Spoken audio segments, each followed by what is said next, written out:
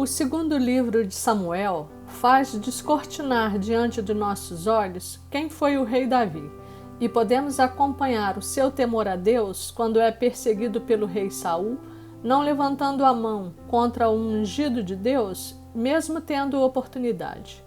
Vemos sua valentia e determinação contra os povos inimigos e que a mão de Deus sempre estava com ele, assim como podemos observar também suas falhas de ser humano normal na condução de sua vida pessoal, no seu fracasso com os filhos e na sua queda frente ao pecado.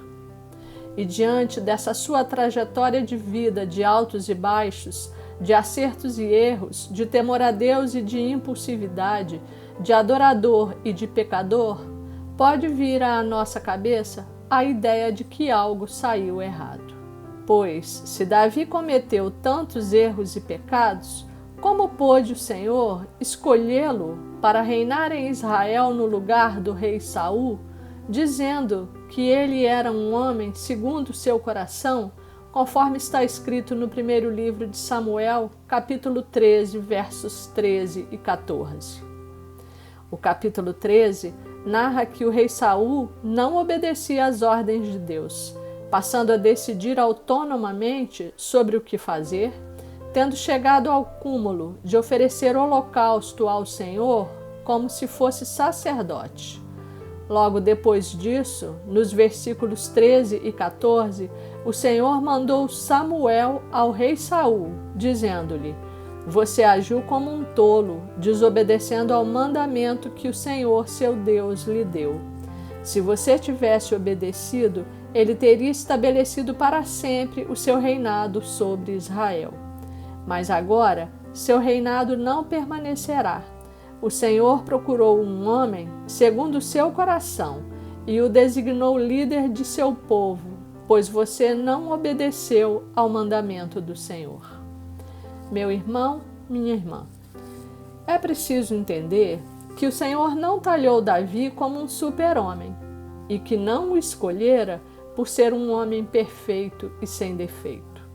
Com efeito, a palavra de Deus mostra que Davi, desde menino, era temente ao Senhor, mantendo comunhão com ele, o que se verifica quando matou o leão e o urso que atacaram o rebanho das ovelhas de seu pai. E isso se revela com toda intensidade quando ele derruba o gigante dos filisteus com uma pedrada na testa.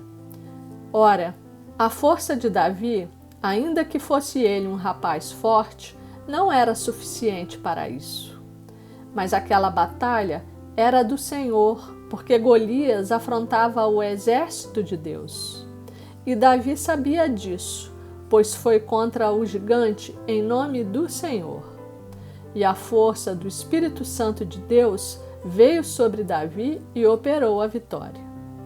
Considerando as circunstâncias em que Deus destituiu Saul do trono, é possível afirmar que as qualidades que mais agradavam ao Senhor em Davi e que faltavam ao rei Saul para que pudesse reinar sobre o seu povo de Israel eram a humildade e a obediência. E nas vezes em que a palavra de Deus vem a Davi, não se verifica na Bíblia que ele tenha desobedecido às ordens do Senhor. Davi escreveu a maioria dos salmos e em muitos deles revela sua natureza humana e pecadora e como ele lutava contra as adversidades e contra sua própria iniquidade. Os salmos são para nós uma escola de oração para todos os momentos e vários deles foram escritos por Davi, onde ele nos ensina a estar verdadeiramente na presença de Deus. Davi não escondia nada do Senhor, pois rasgava sua alma e seu coração diante dele. Cantava sua alegria e gratidão pelas providências e benefícios vindos do Senhor. Louvava a Deus pela sua bondade, pelo seu socorro e pelas suas misericórdias, sempre reconhecendo que tudo vinha do Senhor e que Ele, Deus, estava sobre todas as coisas. Quando estava em apuros, atribulado ou se sentindo abandonado e sem forças, apresentava ao Senhor o seu clamor, pedindo socorro e confiando na proteção e na providência divinas. E agia do mesmo modo quando caía no erro ou no laço do pecado. Ele sabia que era homem de coração impuro, tinha consciência de seus erros e expunha as suas misérias aos olhos do Pai. Confessava seu pecado, seus medos e sua fraqueza e demonstrava arrependimento sincero, assim como sua dor por magoar o coração de Deus, reconhecendo que merecia ser castigado pelo Senhor. Clamava pela misericórdia do Pai, pedindo que suas culpas e transgressões fossem apagadas e para que lhe fosse concedido um coração puro. Ele sabia quem era Deus e não queria ser privado da sua presença e perder a comunhão que tinha com Ele. E vemos que sempre mantinha inabalável confiança de que Deus viria em seu socorro e de que agiria com justiça, porque conhecia o coração amoroso e misericordioso do Pai.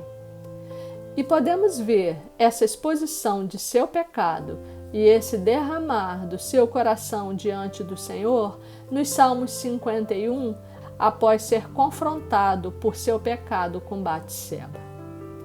Mas esse Davi, que se reconhecia pequeno diante do Senhor, que se quebrantava diante do Altíssimo, que reconhecia seus erros e seus pecados, que se arrependia e pedia perdão, buscando tornar-se melhor, e que se colocava totalmente dependente da vontade de Deus, era também o homem forte do Senhor. Era aquele com quem Deus podia contar e o Senhor se agradava do seu coração. Ele se colocava à disposição e em ordem de batalha, conforme a determinação do Senhor, e se dispunha a avançar, confiando no poder e na vitória que viria do braço forte do Senhor, que ele sabia estava a seu favor. Davi era um homem segundo o coração de Deus, porque tinha o coração aberto e ensinável, e não agia de forma autônoma e autossuficiente. Quando pecava, se humilhava debaixo das potentes mãos de Deus e clamava para ser purificado de toda a iniquidade, porque sabia que não poderia viver fora da presença de Deus.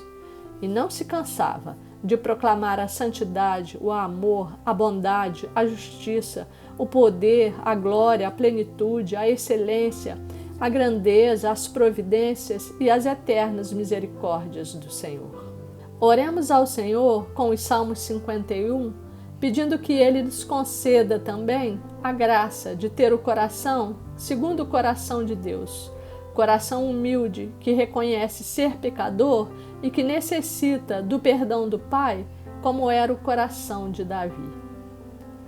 Compadece-te de mim, ó Deus, segundo a tua benignidade, e segundo a multidão das tuas misericórdias, apaga as minhas transgressões.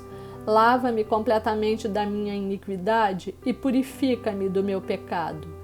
Pois eu conheço as minhas transgressões, e o meu pecado está sempre diante de mim. Pequei contra ti somente, e fiz o que é mal perante os teus olhos, de maneira que serás tido por justo no teu falar e puro no teu julgar. Eu nasci na iniquidade, e em pecado me concebeu minha mãe. Eis que te comprases na verdade no íntimo, e no recôndito me fazes conhecer a sabedoria. Purifica-me com esopo e ficarei limpo. Lava-me e ficarei mais alvo que a neve. Faze-me ouvir júbilo e alegria, para que exultem os ossos que esmagaste. Esconde o rosto dos meus pecados e apaga todas as minhas iniquidades. Cria em mim, ó Deus, um coração puro e renova dentro de mim um espírito inabalável. Não me repulses da tua presença, nem me retires o teu Santo Espírito. Restitui-me a alegria da tua salvação e sustenta-me com um espírito voluntário. Então ensinarei aos transgressores os teus caminhos e os pecadores se converterão a ti. Verso 15. Abre, Senhor, os meus lábios, e a minha boca manifestará os teus louvores. Verso 17. Sacrifícios agradáveis a Deus são o espírito quebrantado. Coração compungido e contrito, não o desprezarás, ó Deus. Amém.